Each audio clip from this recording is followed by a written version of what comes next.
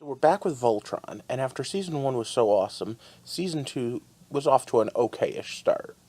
But, for now, we're going to cover the next 3 episodes. Let's kick right into this. Welcome to the heart of the stories we tell.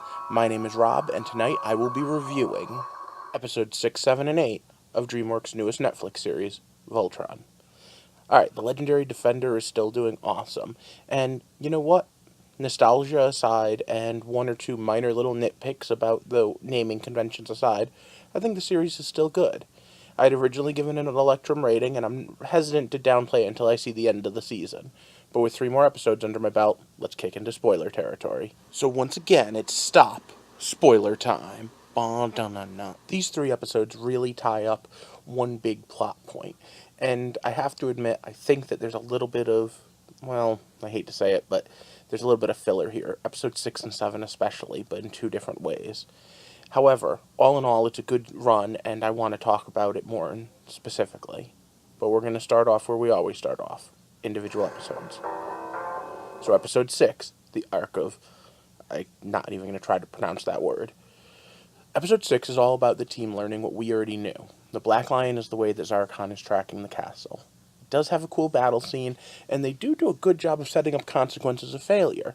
So all in all, thumbs up for the episode. It also introduces the next level up for the Lion power-ups, mostly Yellow Lion, but the big honking sword for Voltron is pretty cool too.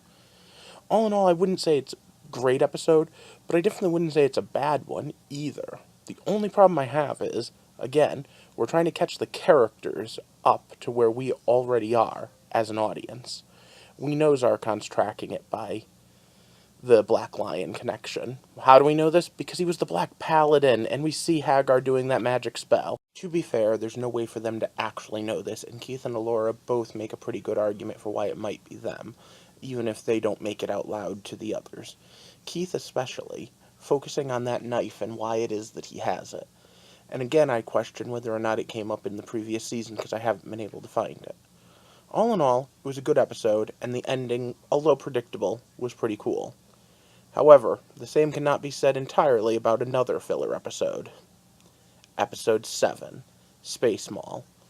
Now, it was basically just a bunch of dumb jokes. However, I'm going to give it to them that a lot of those dumb jokes landed pretty well. Did everyone catch the Paul Bar Mall cop joke? I liked the idea of, hey, wait, which bathroom do I use? Especially the fact that Keith confidently walked into one where Kate Pidge was kind of confused. Wait, which one do I use? The subplot did advance the same lion level up story that we got for the last couple of episodes, this time with the Black. And we get a bit of backstory. We get where Zarkon was, why he became the Black Paladin, the fact that he fought alongside Alora's father. All really interesting stuff. All really cool stuff. And then we get the climactic battle, too. The climactic battle between Zarkon and Shiro happens entirely in the astral plane, or within the CPU of the Lion, depending on which you believe is more, magic or technology in this series. Which is fine. And again, the jokes all land pretty well. The ones that I personally liked the best were the ones where the mice were doing stuff with the princess to keep her entertained. The ones that I felt fell the flattest were any of the times that Karan tried to do anything. Him being pure comic relief is starting to irritate me, but not enough for me to say, oh, it's ruining the series for me. And I do have to remember, this is still a kid's series. And you know what? Those two line up the shot with a big wind-up, but then we go to the main pitch. The third part of this little trilogy of episodes, and the one that ends on the cliffhanger that I'm going to leave you on. So let's talk about Episode 8. And Episode 8 is everything I love about this series. In fact, it might be the best episode of the season so far. It's the one where this little trilogy comes to a head. I called the other two filler because if we had skipped everything dealing with the mall, in fact, if we had skipped everything about those crystals breaking and the goo stuff too, we would be no worse the wear. If we had skipped everything about saving the Ark, we'd be a little less good for wear because we would have missed out on Voltron being used to save innocent people. But we could have skipped most of the last 2 episodes and gotten right here. But damn, here was worth the wait. Keith, and what we finally see is what he really has come full circle, as he has to battle demons in his own mind. And the fact that the link he has to the Red Lion means that even a test like this could send the lion into a rage. He finally passes the test, and when he does, it's because he decides the secrets he's trying to find the answer to aren't worth other people's lives. And the quote of the season: "It doesn't matter where I come from. I know who I am." And I think that is going to be a big important part.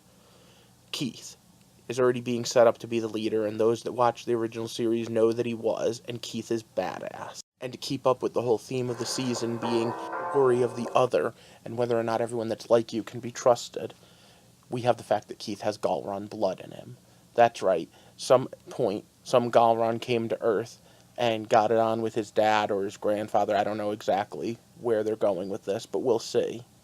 Either way, we're then introduced to another Galron, one who says he has a plan to take down Zarkon, and the time to move is now. So let's find out exactly what's going to happen. Oh wait, to be continued. And yes, I'm totally going to leave that here, even though I'm going to watch the next episode right now, because I don't like cliffhangers that much. But by the end of the week, I'll try to do one more of these and then maybe a wrap-up. For now, I need you to like, share, and subscribe to my videos to help me build a community and help me walk through the heart of all the stories we tell, even the childish ones that remind us of our youth, like Voltron. Thanks for watching.